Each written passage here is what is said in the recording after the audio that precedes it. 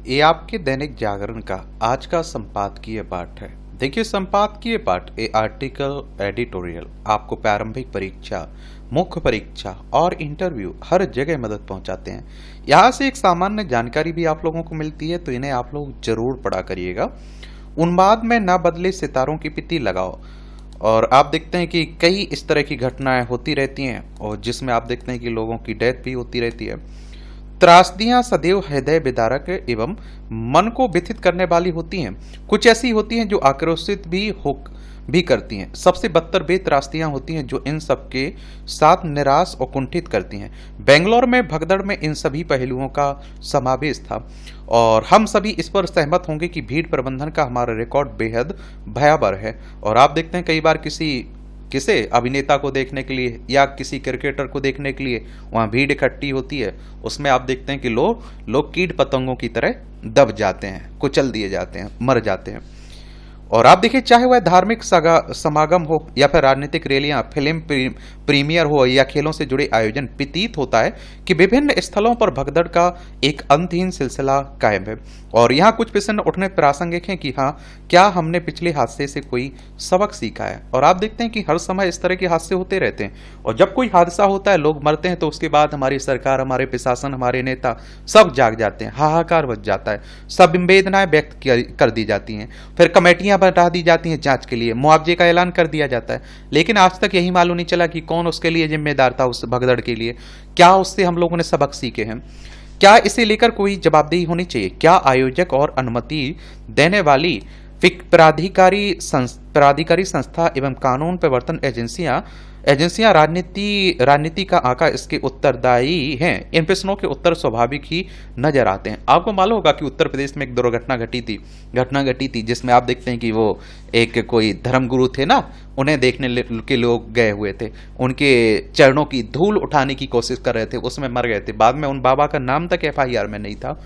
अक्सर सवाल उठता है कि आमजन इसमें क्या कर सकते हैं। सही मुद्दे पर अपेक्षित रूप से आवाज उठाने के अलावा यह भी विस्मित ना किया जाए कि किसी भी तंत्र में हम ही सबसे बड़े अंशभागी हैं और जिनके बिना कोई भी ठोस सुधार संभव नहीं है।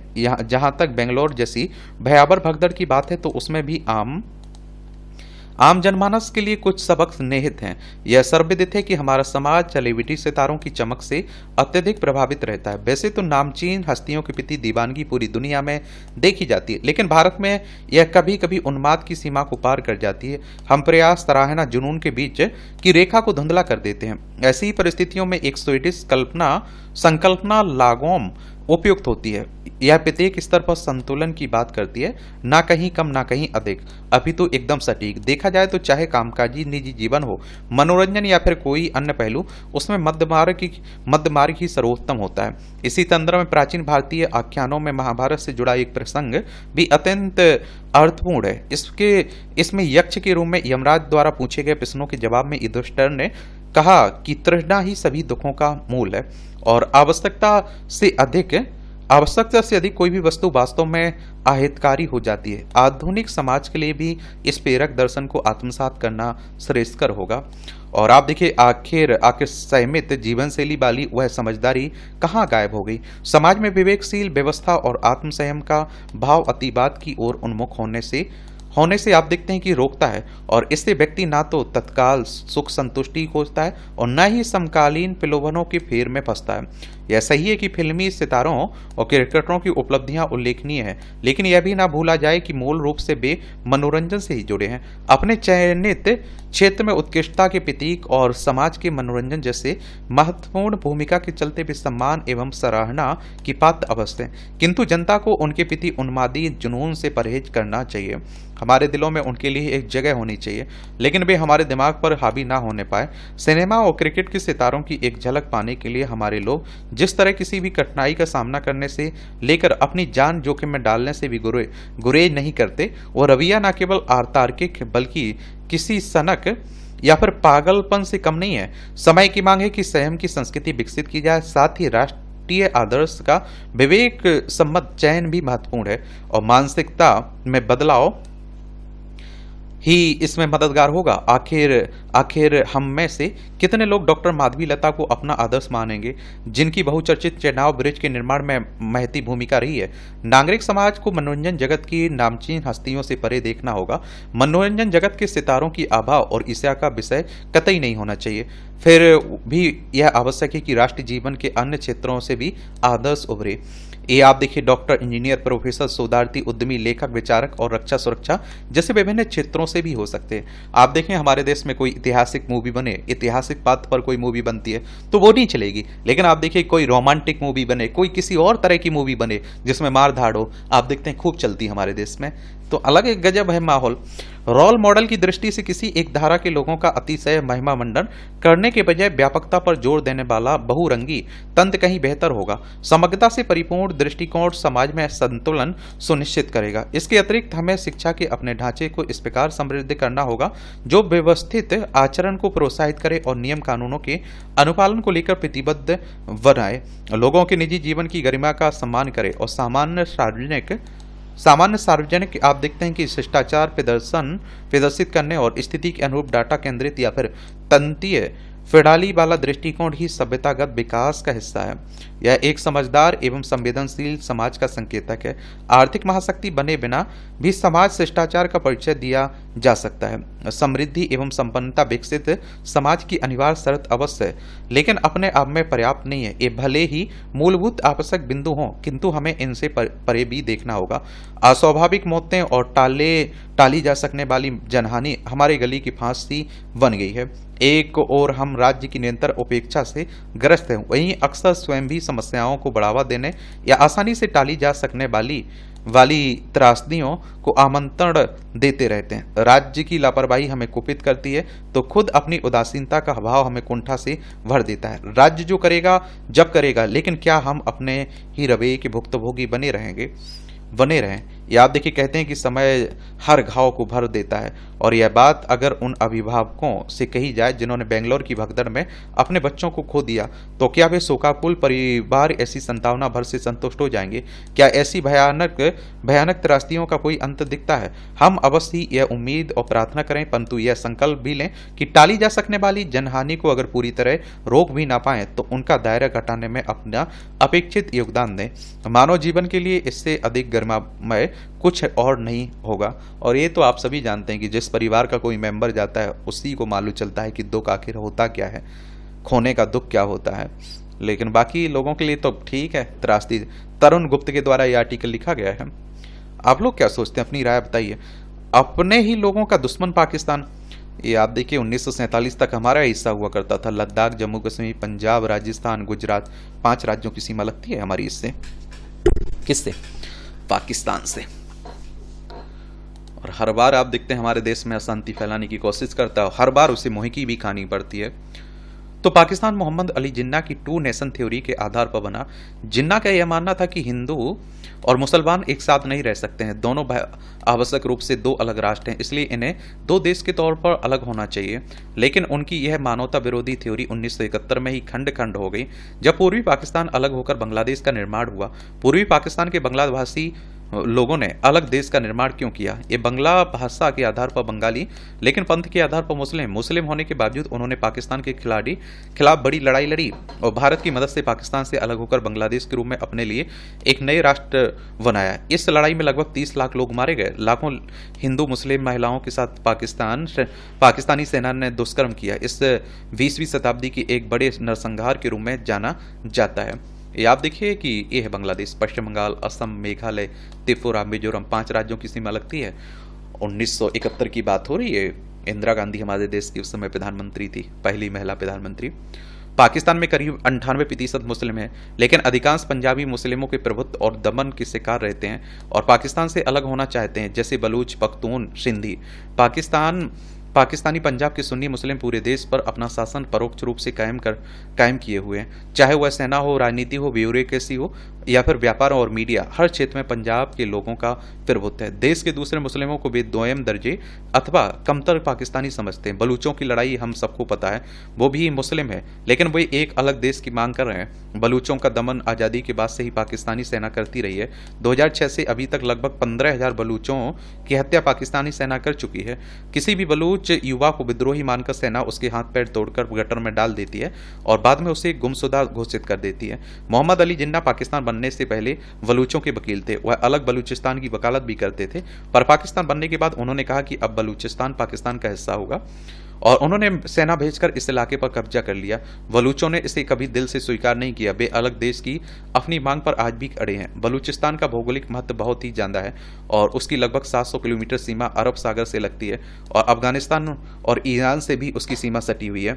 और आप देखें, अगर बलूचिस्तान अलग हो जाए तो पाकिस्तान और ईरान की सीमा समाप्त हो जाएगी। यहाँ आप देखिए थोड़ा अच्छे से, ये है पाकिस्तान, ये अफगानिस्तान है, ये ईरान आपको दिखाई दे रहा है, ये अरब सागर है। बलूचिस्तान पूरे पाकिस्तान के क्षेत्रफल का लगभग 40 से 42% है, लेकिन उसकी आबादी पाकिस्तान की, ये आप देखते हैं कि महज 5% है।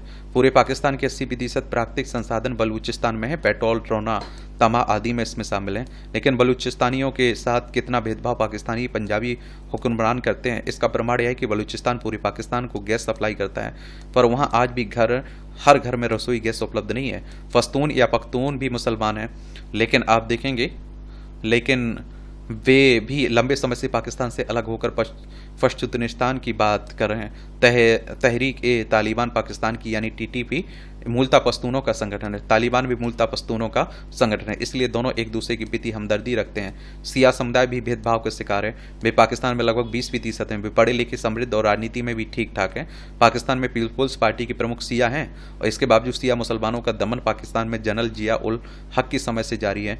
आज तक 50,000 से ज़्यादा सिया मुसलमानों की हत्या हो चुकी है। पंजाब के सुन्नी मुसलमानों के तमाम संगठन सियाओं को मुस्लिम नहीं मानते, वे उन्हें काफिर कहते हैं और गैर मुस्लिम घोषित करने की मांग भी करते रहते हैं। अहमदिया मुसलमानों को 1974 में ही गैर मुस्लिम घोषित कर दिया गया था। 1947 के पहले वे अलग पाकिस्तान की बढ़ चढ़कर वकालत करते थे। पाकिस्तान में एक और छोटा मुस्लिम समुदाय सराइकी है, यह दक्षिणी पंजाब में रहता है। वे सराइकी बोलते हैं और आप देखते हैं कि जैसलमेर के सामने जो पाकिस्तान वह सराइकी लैंड है। सराइकी अपने लिए सराइकिस्तान की मांग कर रहे हैं और उनका मानना है कि पाकिस्तानी पंजाबियों ने उनका शोषण किया है। पाकिस्तान में हिंदुओं की आबादी करीब 38 लाख ही बची है। 30 से 40 लाख ईसाई हैं और थोड़े से सिख हैं। इन जैसे अल्पसंख्यकों को वहाँ गुजारा करना कठिन हो रहा है। उन्हें तमाम तरह की प्रताड़ना झेलनी पड़ती है। अल्पसंख्यक महिलाओं के खिलाफ प्रताड़ना का स्तर बहुत ही ज़्यादा है। इसी कारण मानवाधिकार के लिहाज से पाकिस्तान का रिकॉर्ड बहुत खराब है। वह अपने ही लोगों के मानवाधिकारों का बड़े स्तर पर हनन करता है। वह अपने ही देश के तमाम नागरिकों को उनके वैध अधिकार नहीं दे रहा है। पाकिस्तान पर कई पुस्तकें लिख चुके लेखक दिल्ली विश्वविद्यालय में राजनीति शास्त्र के प्रोफेसर हैं सुधीर सिंह, इनके द्वारा यह आर्टिकल लिखा गया है। आप लोग क्या सोचते हैं बताइए। वास्तविक सुख की बात हो रही है, आप देखेंगे आजकल जिसे देखिए आप लोग, हर कोई परेशानी मिल जाता है। सांसारिक भोग विलास में सुख शांति की खोज समय की बर्बादी है। जीवन का वास्तविक सुख आध्यात्मिक जीवन क्रम में ही पाया जा सकता है। यह सत्य है कि संसार में रहते हुए सांसारिक गतिविधियों से बचना संभव नहीं है, लेकिन व्यक्ति अपने व्यक्तित्व को आध्यात्मिक रूप से ढालकर इनसे उत्पन्न दुखों से बच सकता है। आध्यात्मिकता के माध्यम से व्यक्ति इस दुखदायी संसार में भी सुखपूर्वक जीवन व्यतीत कर सकता है, क्योंकि आध्यात्मिक विचारधारा वाला व्यक्ति हमेशा सांसारिक झंझटों से ऊपर रहता है। और आप देखिए, मानव जीवन का उद्देश्य आनंद है और इसकी आकांक्षा भी उचित है, लेकिन यह तभी सही है जब इसका संबंध वास्तविक सुख शांति से हो। यह दिव्य सुख भोग वासनाओं में लिप्त रहने से नहीं मिलता, बल्कि विषय विकारों से ऊपर उठकर आध्यात्मिक जीवन अपनाने से प्राप्त होता है। ऐसे लोग हर परिस्थिति को प्रभु का आशीर्वाद मानकर संतुष्ट और प्रसन्न रहता है। पूजा पाठ करना ही आध्यात्मिक जीवन नहीं है। आध्यात्मिक भावों की प्राप्ति तभी संभव है जब व्यक्ति अपने आंतरिक और बाहरी जीवन को पवित्र बनाए। मन में अवगुण छिपे रहते हैं, एक कमियां आध्यात्मिक पथ पर बाधा बनती है। हम अज्ञानता बस सोचते हैं कि कोई बाहरी शक्ति हमारी प्रगति में रुकावट डाल रही है, किंतु वास्तविकता यह है क्या वास्तविकता यह है कि मानसिक दोष ही हमारे मार्ग में बाधा डालते हैं? मानव जीवन की उपलब्धि के लिए मानसिक शुद्धता आवश्यक है, इसलिए हमें नकारात्मक विचारों, वैध विरोध और ईर्ष्या जैसे दोषों को अपने अंतःकरण से निरंतर हटाते रहना चाहिए। और इस प्रकार आध्यात्मिकता का मार्ग अपनाकर ही हम वास्तविक सुख की प्राप्ति कर सकते हैं। यह जीवन का एक महत्वपूर्ण पहलू है जिसे समझना आवश्यक है। बड़ा इंटरेस्टिंग कॉलम लिखा जाता है, दिलचस्प कॉलम। दिल दहलाने वाली त्रासदी। अहमदाबाद में एयर इंडिया के लंदन जा रहे विमान का एक आवासीय क्षेत्र में गिरना और लगभग सभी यात्रियों समेत चालक दल के सदस्यों की मौत हो जाना एक बहुत ही भयावह, दिल दहलाने वाली, हवाई यात्रा की सुरक्षा को लेकर गंभीर सवाल करने वाली दुर्घटना है। एक गुजरात में हुआ है। देखिए, गांधीनगर इसकी राजधानी, इसकी अंतर्राष्ट्रीय सीमा पाकिस्तान से लगती राज्यों में राजस्थान, मध्य प्रदेश, महाराष्ट्र, और उसमें से एक बचा, बाकी सबकी डेथ हो गई, आप देखेंगे। और इसे आप देखते हैं कि इसे दुर्भाग्य की पराकाष्ठा ही कहेंगे। यह अभागा विमान उड़ान भरते ही मेडिकल कॉलेज के जिस हॉस्टल पर गिरा, वहां की भी छात्रों समेत कई लोग मारे गए। यह विमान जिस तरह आवासीय क्षेत्र में जा गिरा, उससे यही लगता है कि पायलट को इतना भी अवसर नहीं मिला कि वह उसे रियासी इलाके से दूर ले जा पाता। विश्व में विमान दुर्घटनाओं में कमी आई है, अब यदा कदा होती है, पर ऐसा भयावह हादसा दुर्लभ है। भारत में हाल में वायुसेना के कुछ विमान एवं निजी कंपनियों के हेलीकॉप्टर दुर्घटनाग्रस्त हुए, उनमें जनहानि भी हुई, पर किसी यात्री विमान हादसे में इतनी अधिक संख्या में लोगों ने अरसे बाद जान गंवाई है। 2010 में बेंगलोर में विमान दुर्घटना में 150 से अधिक लोग मारे गए थे। इससे पहले 1996 में हरियाणा के चरखी दादरी में सऊदी अरब जा रहे और दिल्ली आ रहे विदेशी एयरलाइंस के 2 विमान हवा में आमने सामने टकरा गए थे। इसमें करीब 350 लोग मारे गए थे। यह विश्व की सबसे बड़ी विमान दुर्घटनाओं में से एक थी और अजीब थी। इस दुर्घटना में एक पायलट समेत दिल्ली एयर ट्रैफिक कंट्रोल को कटघरे में खड़ा किया गया था। अहमदाबाद में विमान दुर्घटना किस वजह से हुई और उसके लिए कौन जिम्मेदार है, इसका पता जांच से चलेगा। लेकिन एयर इंडिया के साथ नागरिक उड्डयन महानिदेशालय को गंभीरता से हादसे के कारण का पता लगाने और उनका निवारण करना होगा। इसलिए और भी क्योंकि हवाई यात्रा की सुरक्षा को लेकर प्रश्न उठते ही रहते हैं। सरकार को सुनिश्चित करना होगा कि इन प्रश्नों का समय पर सही उत्तर मिले, क्योंकि अहमदाबाद की दुर्घटना ऐसे समय हवाई यात्रा के प्रति लोगों के भरोसे को डिगा सकती है जब हवाई यात्रा लगातार बढ़ रही है। अब देश में विमान सेवाओं का संचालन मुख्यतः निजी कंपनियां कर रही हैं। क्या वे सुविधाओं के साथ हवाई यात्रा की सुरक्षा के प्रति सजग हैं? एक बार को सुविधाओं में कमी की अनदेखी की जा सकती है, पर हवाई यात्रा की सुरक्षा में तो कोई समझौता हो ही नहीं सकता है। माना गया कि टाटा के हाथ आने के बाद सुविधाओं एवं सुरक्षा के मामले में एयर इंडिया की हालत सुधरेगी और विमानों का संचालन सुगमता से होगा। पर अहमदाबाद की दुर्घटना यह कह रही है कि शायद ऐसा नहीं हो सका। राष्ट्रीय त्रासदी जैसी इस दुर्घटना पर विमान निर्माता कंपनी बोइंग से भी कुछ सवाल पूछने होंगे।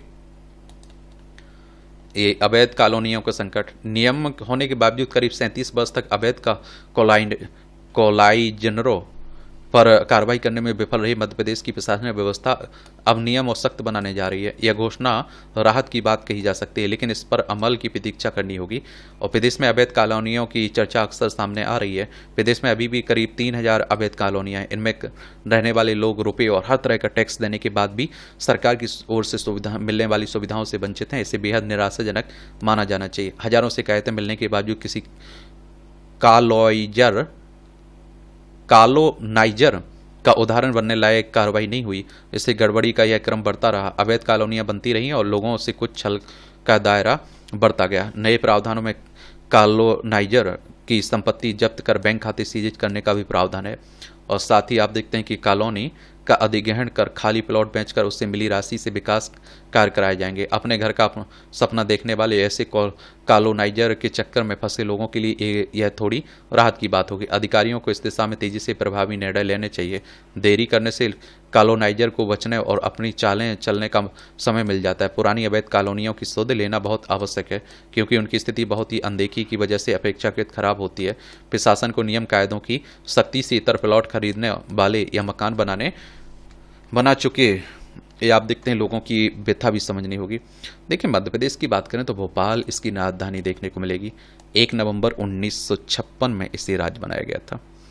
और इसकी सीमा आप देखिए उत्तर प्रदेश, राजस्थान, गुजरात, महाराष्ट्र, छत्तीसगढ़ से लगती है। विधानसभा में 230 सीटें हैं, राज्यसभा में 11 सीटें हैं, लोकसभा में 29 सीटें हैं। मोहन यादव यहाँ के चीफ मिनिस्टर हैं। क्षेत्रफल में पहले नंबर पे आपका राजस्थान, दूसरे पर मध्य प्रदेश का नंबर आता है। मध्य प्रदेश का क्षेत्रफल कितना है? 3,08,252 वर्ग किलोमीटर। प्लास्टिक से पटता धरती का आंगन। पर्यावरण संरक्षण से जुड़ा हर पहलू हमारी पारंपरिक जीवन शैली से जुड़ा है।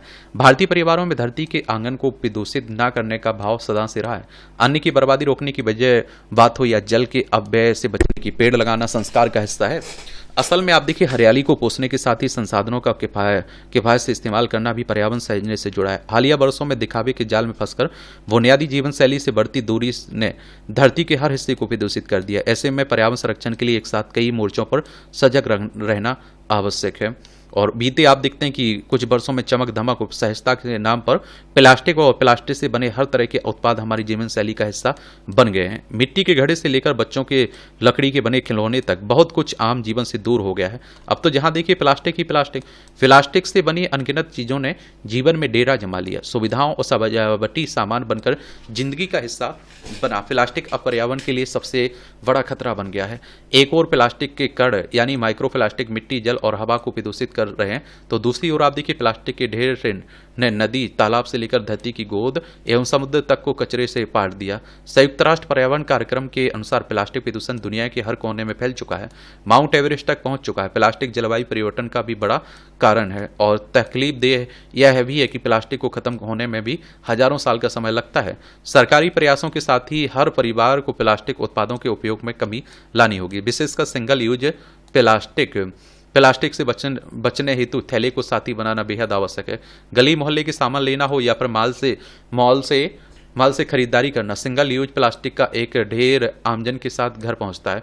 प्लास्टिक की थैलियां नालियों को जाम कर गंभीर बीमारियों का कारण बनती हैं और आप देखते हैं कि कहीं यहाँ वहाँ पड़ी प्लास्टिक की थैलियों का सेवन कितने जीव जंतुओं का गला घोंटता है। बेवजह सामानों में लिपट कर साथ आने वाले प्लास्टिक पार्कों, सड़कों, समुद्र तटों को गंदा करता है। ऐसे में बाजार जाने वाले थैला साथ रखना प्लास्टिक मुक्त जीवन के लिए एक आम पर खास कदम है। कुछ पल की दिखावटी बनावटी खुशियों के लिए भी धरती के आंगन को प्लास्टिक से पाटा जा रहा है।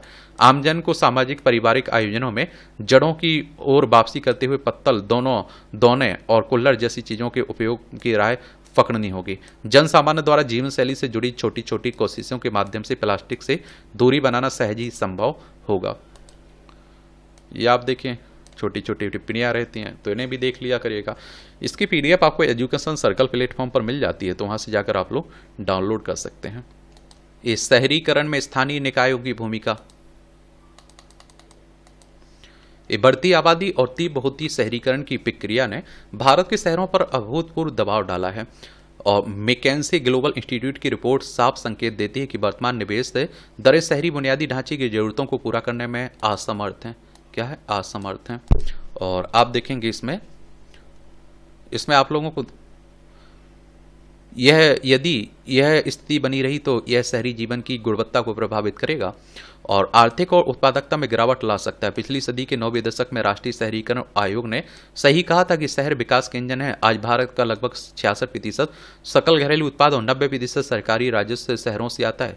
इसके बावजूद विश्व बैंक का आकलन है कि अगले 10 वर्षों में भारत को अपने शहरी अवसंरचना के लिए लगभग 840 अरब डॉलर की आवश्यकता होगी। विश्व बैंक यानी कि वर्ल्ड बैंक की बात हो रही है। अंतर्राष्ट्रीय वित्तीय संस्थान है, जुलाई 1944 में स्थापना हुई थी। वॉशिंगटन डीसी यूएसए में इसका हेडक्वार्टर देखने को मिलेगा।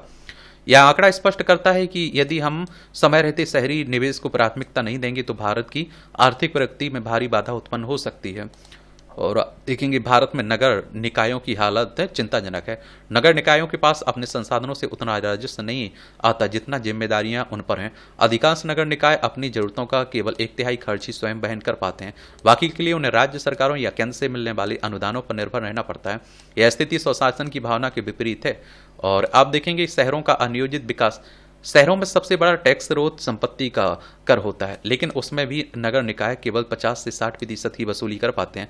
नई कर नीति बनाने या फिर वर्तमान कर दरें बढ़ाने से भी वे हिचकते हैं, क्योंकि चुने हुए प्रतिनिधियों को डर रहता है कि इससे जनता नाराज हो जाएगी। यही कारण है कि शहरी आय में वृद्धि नहीं हो पाती और उनके विकास कार्य ठप पड़ जाते हैं। यह स्थिति तब और जटिल हो जाती है जब स्थानीय निकायों के पास परियोजनाओं की कोई दीर्घकालिक योजना नहीं होती है। जनसंख्या तेजी से बढ़ रही है, लेकिन उस हिसाब से शहरों की तैयारी नहीं हो रही है। नई कॉलोनियां तो बन जाती हैं, लेकिन आप देखिए उनके साथ स्कूल, अस्पताल, पार्क और परिवहन की सुविधा नहीं होती है। जमीन का विवेकपूर्ण उपयोग नहीं हो रहा है और बिना योजना के बस्तियां विकसित हो रही हैं और आप देखते हैं कि हो रही हैं और मलिन बस्तियों की संख्या भी बढ़ रही है और वहाँ की जीवन स्थितियाँ बेहद खराब हैं। लिहाजा ट्रैफिक जाम और प्रदूषण जैसी समस्याएं भी बढ़ रही हैं। लचर प्रणाली, नगर निकायों की प्रशासनिक मशीनरी भी बेहद कमजोर है। कर्मचारियों की भारी कमी और जो है उन्हें नई तकनीकों की जानकारी नहीं होती है। कई नगर निगमों में लगभग 30 से 35% पद रिक्त हैं। इसका असर योजना बनाने, परियोजनाएं लागू करने और नागरिक सेवाएं देने की गुणवत्ता पर पड़ता है। विशेषज्ञ विभागों की अनुपस्थिति सेवा वितरण को और अधिक जटिल बना देती है। इसके अलावा राजनीतिक हस्तक्षेप भी नगर निकायों की स्वायत्ता पर भारी पड़ता है। राज्यों की सरकारें कई बार निर्वाचित निकायों को समय से पहले भंग कर देती हैं या फिर चुनाव में जानबूझकर देरी करती हैं। राजनीतिक दलों की खींचतान का असर स्थानीय नीतियों और योजनाओं पर पड़ता है और जिससे आम जनता को लाभ नहीं मिल पाता। नगर निकायों को और अधिकार संविधान ने दिए थे, उनमें से अधिकांश कागजों में सिमट कर रह गए और वास्तव में राज्य सरकारें इन निकायों पर हर स्तर पर नियंत्रण बनाए रखती हैं और आप देखते हैं कि रखती हैं, चाहे वह प्रशासनिक हो, न्यायिक हो या फिर वित्तीय है। किसी भी बड़े काम के लिए राज्य की मंजूरी लेनी पड़ती है, यहाँ तक कि उधार लेने के लिए भी राज्य सरकार की अनुमति जरूरी है। इस कारण स्थानीय निकाय स्वतंत्र निर्णय नहीं ले पाते और उनका विकास धीमा पड़ जाता है। नीति निर्माण में स्थानीय निकायों को राज्य सरकारों का अधीनस्थ समझे जाने की परंपरा अभी भी चली आ रही है और आप देखेंगे इसमें कि शहरी विकास को राज्य का विषय माना जाता है, जो राज्यों के राजनीतिक और लोकतांत्रिक समीकरण से अधिक जुड़ा हुआ है। संविधान के 74वें संविधान संशोधन स्थानीय निकायों के सशक्तिकरण के लिए 12वीं अनुसूची के 18 प्रावधानों को उन्हें स्थानांतरित किया गया था। इसमें वित्तीय सशक्तिकरण का कोई उल्लेख नहीं है, केवल उनके ढांचे और भूमि कानून में लचीलेपन के साथ नगरों में आपसी प्रतिस्पर्धा के साथ निवेश को बढ़ाना ही इसका उद्देश्य रहा है। आगे की राय अब देख रहे हैं ना, समस्याएं भी बता दी जा रही हैं, आगे की राह भी बताई जा रही है। यही तो आंसर राइटिंग, निबंध कुछ लिख रहे हैं तो लिखना है। आज आवश्यकता इस बात की है कि शहरी शासन को केवल प्रशासनिक ढांचे की तरह नहीं बल्कि लोकतांत्रिक सशक्तिकरण के केंद्र के रूप में देखा जाए। केरल का उदाहरण यह दिखाता है कि जब स्थानीय स्तर पर विकेंद्रीकरण को सही दिशा में लागू किया जाए तो यह विकास और जन सहभागिता दोनों के लिए उपयोगी साबित होती है। शहरों को जलवायु परिवर्तन के प्रति संवेदनशील बनाने के लिए उन्हें बेहतर डाटा प्रणाली, तकनीकी और संसाधनों और प्रशिक्षण की आवश्यकता होती है। विशेषकर हाशिए पर मौजूद समुदायों के लिए योजनाएं बनाते समय ये आंकड़े निर्णायक भूमिका निभा सकते हैं। इसके साथ ही केंद्र सरकार को शहरी निकायों को दिए जाने वाले अनुदान में वृद्धि करनी चाहिए तथा उन्हें अपने हिसाब से विकास का प्रारूप तैयार करने का अवसर भी देना चाहिए। क्या करना चाहिए? देना चाहिए।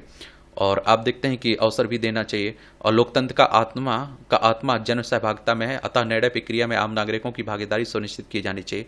इसके अलावा मेयर और अन्य प्रमुख पदाधिकारियों का कार्यकाल बढ़ाकर उनके कार्यों में निरंतरता और जवाबदेही सुनिश्चित की जा सकती है। आज आवश्यकता इस बात की है कि शहरी निकायों को असली ताकत मिले, उन्हें राजस्व अर्जित करने की स्वतंत्र अधिकार दिए जाएं और प्रशासनिक स्वायत्ता प्रदान की जाए। साथ ही तकनीकी संसाधनों और मानव संसाधनों की भारी कमी को दूर किया जाए और ताकि वे अपनी जिम्मेदारी बेहतर ढंग से निभा सकें। और जब तक नगर निकाय आर्थिक रूप से आत्मनिर्भर नहीं बनते और उन्हें राजनीतिक दबाव से आज़ादी नहीं मिलती, तब तक शहरी भारत की तस्वीर सुधरना मुश्किल है। बेहतर भविष्य की दिशा में बढ़ते कदम। भारत में तीव्र शहरीकरण ने एक और विकास और अवसरों के द्वार खोले तो वहीं दूसरी ओर बुनियादी ढांचे, स्वास्थ्य, आवास और पर्यावरणीय चुनौतियों को भी बढ़ा दिया। राष्ट्रीय तथा राज्य सरकारें इन चुनौतियों से निपटने के लिए अनेक पहल शुरू कर चुकी हैं। इन पहलों के तहत शहर में जीवन स्तर को बेहतर बनाना, स्वच्छता सुनिश्चित करना और समावेशी विकास को प्रोत्साहित करना मुख्य उद्देश्य रहे हैं।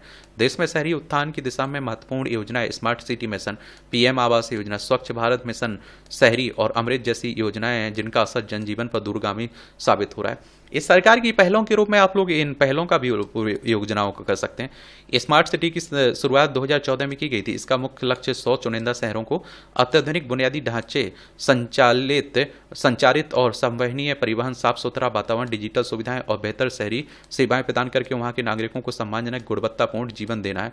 इस मिशन के अंतर्गत हर शहर को स्मार्ट समाधान के लिए एक समग्र योजना आप देखते हैं तैयार करनी होगी। इसमें सड़क, बिजली, जलापूर्ति, सीवर सेवाएं, कचरा प्रबंधन, सार्वजनिक स्थानों का विकास और डिजिटल प्रौद्योगिकी के माध्यम से पारदर्शिता बढ़ाने सहित अनेक आयाम शामिल होते हैं। शहरी सफाई और स्वच्छता के मामले में स्वच्छ भारत मिशन शहरी एक क्रांतिकारी कदम साबित हुआ है। और आप देखते हैं कि इसमें वर्ष 2014 में आवासन और शहरी कार्य मंत्रालय द्वारा शुरू की गई इस पहल का उद्देश्य शहरी क्षेत्रों में कचरा प्रबंधन, सफाई और आप देखिए सार्वजनिक स्थलों पर स्वच्छता बनाए रखना। इस मिशन में शौचालय निर्माण, कचरा संग्रहण, निपटान व्यवस्था, पुनर्चक्रण, नागरिकों में स्वच्छता जागरूकता कार्यक्रमों को प्राथमिकता दी गई। इससे आप देखते हैं न केवल शहरों की तस्वीर बदली बल्कि स्वास्थ्य और पर्यावरण के स्तर पर भी सुधार आया है। वर्तमान में लाखों लोगों को स्वच्छ सुविधाएं मिल रही है, कूड़ा कचरा प्रबंधन केंद्र विकसित हो रहे हैं और खुले में शौच की प्रथा में उल्लेखनीय कमी आई है। जल आपूर्ति और सीवरेज कनेक्शन के मामले में कायाकल्प और शहरी परिवर्तन के लिए अटल मिशन यानी अमृत योजना ने अपनी महत्वपूर्ण भूमिका निभाई है। वर्ष 2015 में शुरू की गई इस योजना का मुख्य उद्देश्य था हर घर में जल का निर्बाध कनेक्शन सुनिश्चित हो और सीवरेज कनेक्शन भी उपलब्ध कराया जाए। इसके तहत जल स्रोतों का संवर्धन, पाइपलाइन विस्तार, जल संरक्षण, स्मार्ट मीटरिंग और नाला सुधार जैसे कार्य किए जा रहे हैं। अमृत योजना के जरिए स्थानीय निकायों की वित्तीय सहायता देने के साथ तकनीकी मार्गदर्शन भी प्रदान किया जाता है और इस प्रभाव तब स्पष्ट होता है जब हम देखते हैं कि लाखों घरों को स्वच्छ जल मिल रहा है और शहरों का सीवरेज नेटवर्क सुधरने से महामारी जनित बीमारियों में भारी गिरावट आई है। और इन पहलों का प्रभाव तभी ठोस होगा जब उनके क्रियान्वयन में नागरिकों की भागीदारी और सरकारी स्तर पर नियंत्रण निगरानी बनी रहे। हालांकि चुनौतियां अभी भी कायम है। बजट आवंटन में वृद्धि, स्थानीय निकायों की आर्थिक सुदृढ़ता, प्रदूषण नियंत्रण के लिए नियंत्रण निगरानी, कमजोर वर्गों को और अधिक प्रत्यक्ष लाभ प्रदान करने के लिए योजनाओं का सटीक अनुपालन आवश्यक है। बाकी आप लोग क्या सोचते हैं, आप लोग बताइए, आपकी क्या राय है। देखिए प्रीलिम्स आप देंगे, मुख्य परीक्षा आप लिखेंगे, समझ रहे हैं, इंटरव्यू आप देंगे तो आपकी भी राय होनी चाहिए। ये आप देखिए खनिजों से खुले रहें संभावना के द्वार, ये कहाँ झारखंड की बातें हो रही हैं। चलिए ऐसे भी देख लेते हैं। बिहार से अलग करके बनाया गया था झारखंड। देखिए ये है झारखंड सन 2000 में। पश्चिम बंगाल, बिहार, उत्तर प्रदेश, छत्तीसगढ़, उड़ीसा से इसकी सीमा लगती है। देश में कोयला उत्पादन में झारखंड विशेष स्थान रखता है और यह यहाँ करीब 200 खदानें सालाना 15.6 करोड़ टन कोयला उत्पादन करती हैं। लोहा, बॉक्साइट, पत्थर जैसी अन्य खनिज भी यहाँ बहुतायत में है। कुछ स्थानों पर यूरेनियम भी है। हालांकि यहाँ की अर्थव्यवस्था इन खनिजों का उस अनुरूप योगदान नहीं हो पा रहा है जैसा होना चाहिए। कोयले की रॉयल्टी को लेकर केंद्र और राष्ट्र में लंबे समय से खींचतान भी चल रही है। राजनीति से इतर यह सवाल जमीनी स्तर जरूरतों से भी जुड़ा है। इस बीच जर्मनी के राजदूत ने रांची में झारखंड के मुख्यमंत्री हेमंत सोरेन से मुलाकात के दौरान झारखंड में कोयला खनन और उत्पादन में रुचि दिखाई है। क्या दिखाई है? रुचि दिखाई। उन्होंने मुख्यमंत्री को बताया कोयला मामले में जर्मनी झारखंड में काफी समानता है। ऐसे में कोयला आधारित उद्योगों के विकास को लेकर झारखंड के साथ जर्मनी सहयोग बढ़ाने को इच्छुक है और उसकी इस क्षेत्र में विशेषज्ञता भी है। मुख्यमंत्री ने झारखंड में औद्योगिक निवेश की संभावनाओं से जर्मनी के राजदूत को अवगत कराया। उन्होंने कहा कि इस दिशा में राज्य सरकार देश विदेश के औद्योगिक समूहों के साथ लगातार संपर्क स्थापित कर रही है। इसके सकारात्मक परिणाम भी सामने आ रहे हैं। मुख्यमंत्री ने जर्मन राजदूत से कहा कि झारखंड में निवेश करने वाले जर्मन निवेशकों को सरकार पूरा सहयोग करेगी। इससे पहले विदेशी निवेश को लेकर मुख्यमंत्री ने हाल ही में स्पेन यात्रा की थी। वहां के निवेशकों से संवाद कर उन्हें झारखंड में निवेश करने के लिए आग्रह किया था। विदेशी निवेश की संभावना और निवेशकों की यहाँ उद्योग लगाने में बढ़ती रुचि आने वाले दिनों में झारखंड के सुनहरे भविष्य की पटकथा लिख सकती है। आप देखते हैं कि अनुमान के मुताबिक झारखंड में 72.2 अरब टन कोयला भंडार है जो 12 प्रमुख कोयला क्षेत्रों में वितरित है। झरिया कोल्ड फील्ड भारत का सबसे बड़ा कोयला क्षेत्र है जिसमें 19.4 अरब टन कोकिंग कोल का अनुमानित भंडार है। कोकिंग कोल सर्वोत्तम गुणवत्ता का कोयला होता है जो हर जगह नहीं मिलता है। इसमें राख की न्यूनतम मात्रा होती है। इस कोयले का उपयोग बिजली उत्पादन में किया जाता है, जबकि झारखंड में मिलने वाले कोयले में बड़ी मात्रा में हार्ड कोल की होती है जिसका उपयोग धमन भट्टियों में नहीं किया जा सकता है।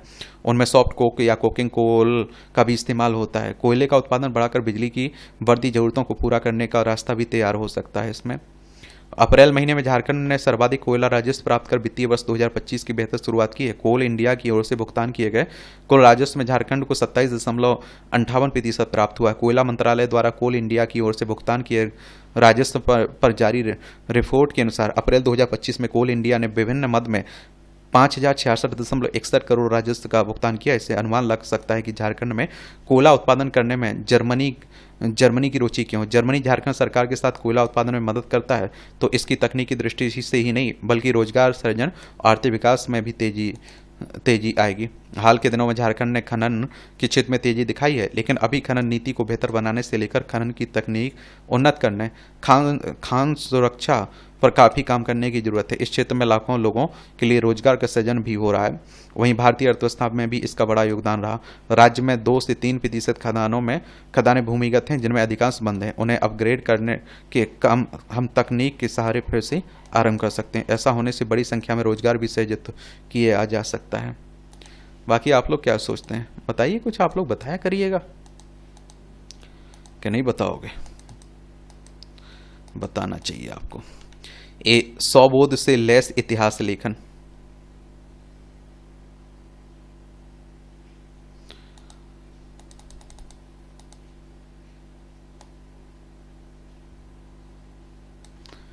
बीते एक दशक में देश में जो राजनीतिक सामाजिक स्थिति बनी, उसमें अतीत और इतिहास की मिट्टी पलटते हुए अपनी पहचान को सुदृढ़ देखने की मनोदशा स्वाभाविकता में तब्दील हो गई।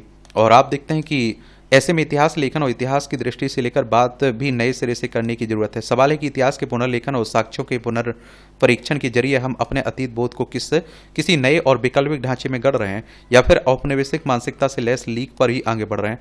यह भी इतिहास लेखन में व्यक्तिपरक दृष्टिकोण की आशंका बनी रहती है। इस बात से कहीं इनकार नहीं है कि भारत का प्रचलित आधुनिक इतिहास मुस्लिम आक्रांताओं, अंग्रेजी शासन और वामपंथी विचारधारा से जुड़े इतिहासकारों की देन है। मुस्लिम आक्रांता ऐसे देशों से आए थे जहां जीवन जीने के लिए पर्याप्त साधन नहीं थे। भारत की संपन्नता और वैभव उन्हें आकर्षित करता था। ऐसे मुस्लिम शासकों में भारतीय समाज और धर्म को लेकर उदारता अनुदारता का कंपास अलग अलग हो सकता है, पर इसमें उनके मूल ध्येय में अधिक अंतर नहीं आता। अंग्रेजों की उपनिवेशिक दृष्टि में ईसाई मत को लेकर उनका परम भाव सबसे महत्वपूर्ण रहा। अपने मत को उन्होंने लगभग मानवता और मानव सभ्यता के बरकस खड़ा कर दिया। उपनिवेशिक विस्तार के साथ ईसाइयत ने पश्चिमी सभ्यता को शिक्षा, व्यापार और शासन व्यवस्था के नई तरीके से सुदृढ़ीकरण के रूप में मजबूती दी। भारत में पुराने शिक्षा संस्थानों से लेकर शासन पद्धति और कानूनों में आज भी यह छाप नजर आती है। इस दौर में भारतीय संस्कृति और सभ्यता को उनके 100 से रणनीतिक तौर पर विमुख किया गया। बात करें वामपंथी इतिहासकारों के उदय और खासतौर पर आज़ादी के समय और उसके बाद सरकारी संस्थानों में उनके प्रभावी होने की, तो ऐसे लोगों ने भी वैज्ञानिक दृष्टि का उपयोग पश्चात दृष्टि से किया। उन्होंने तथ्यों और घटनाओं का विश्लेषण एवं व्याख्या खासतौर पर अपने विचार पंथ को फैलाने के लिए किया। इसके लिए उन्होंने भारतीय चिंतन को घटिया तक साबित किया, ताकि नई प्रस्थापनाएं लोगों के मन मस्तिष्क को घेर सकें। इस बाबत कार्ल मार्क्स का कथन खासा रोचक है। ब्रिटिश भारत में चाहे कितने भी निर्दयी रहे हों, भारत के लिए समाधान केवल उनके पश्चिमीकरण में ही है, जो विजेता यूरोपीय श्रमिक वर्ग के द्वारा ही संभव है। इतिहास लेखन और उनके बोध को लेकर इन तमाम स्थितियों के बीच बात वर्तमान चिंताओं की करें, तो आज हम पूर्व के अन्याय और ज्यादतियों से निकलने के बजाय उनकी छाया में खड़े होकर अपनी नाराजगी जता रहे हैं। और यह आप देखते हैं, यह एक न्याय बचकानी स्थिति है। दरअसल अपने इतिहास में अपने स्वयं की खोज के लिए हमें ज़्यादा गंभीर होने की जरूरत है। इस दिशा में कुछ काम पहले हुए हैं जो भारत के लिए जरूरी इतिहास बोध को दिशा देते हैं। इस दृष्टि के से सबसे महत्वपूर्ण नाम है इतिहासकार डॉक्टर धर्मपाल का।